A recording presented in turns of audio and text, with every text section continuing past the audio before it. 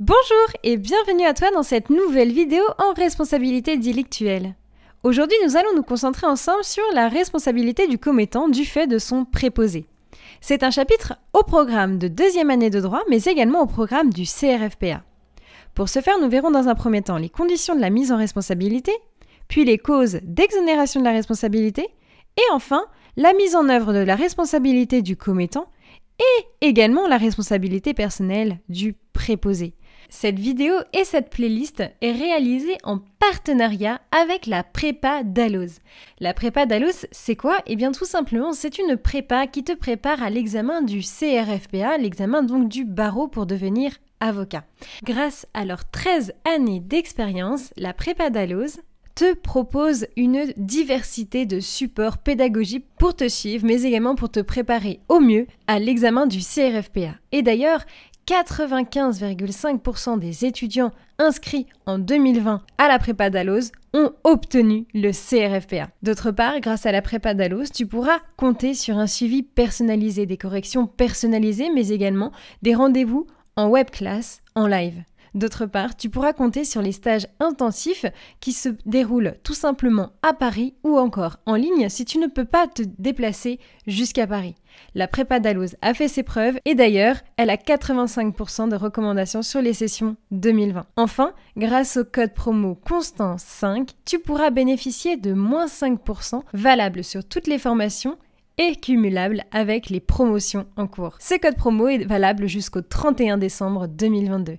Alors si tu souhaites te préparer correctement au CRFPA, n'hésite pas à aller faire un tour sur le site internet de Prépa Dalloz en lien dans ma description. Surtout n'oublie pas de t'abonner à ma chaîne YouTube et c'est parti!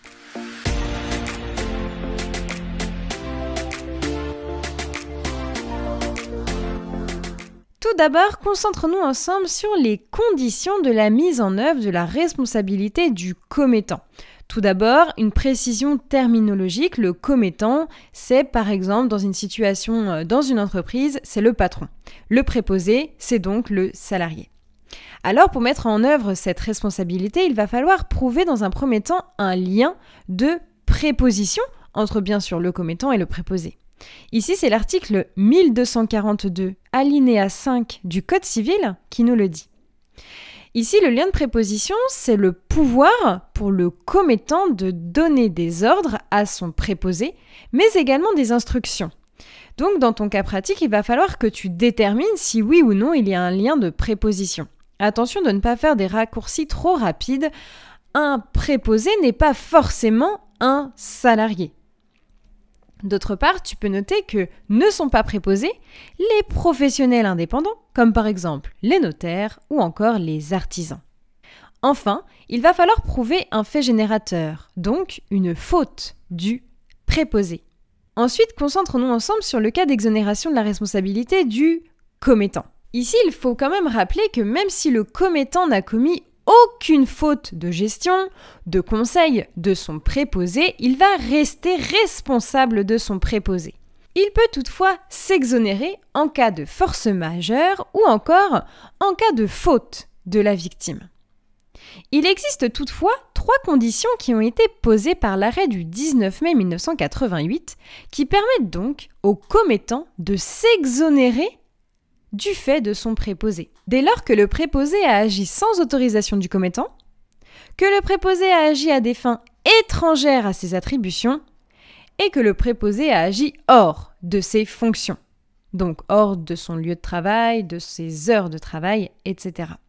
Sache que ces 3 éléments, malgré qu'ils semblent simples, sont parfois très compliqués à prouver.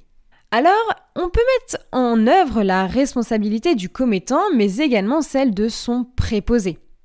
Ici, c'est l'arrêt Costes-Daute qui a quand même posé une immunité civile du préposé lorsque celui-ci ne fait qu'exercer en fait la mission que son commettant lui a confiée.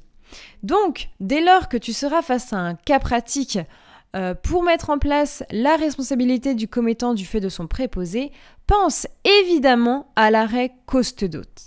Toutefois, on va pouvoir faire perdre l'immunité du préposé dès lors qu'il y a eu un abus de fonction, donc c'est-à-dire une accumulation des 3 conditions vues précédemment, Mais également s'il y a eu une faute pénale intentionnelle, imaginons que le salarié mette un coup de poing à une personne de l'entreprise, eh bien ici ça sera une faute pénale intentionnelle. Ici c'est l'arrêt Cousin de 2001 qui fait donc tomber l'immunité du préposé.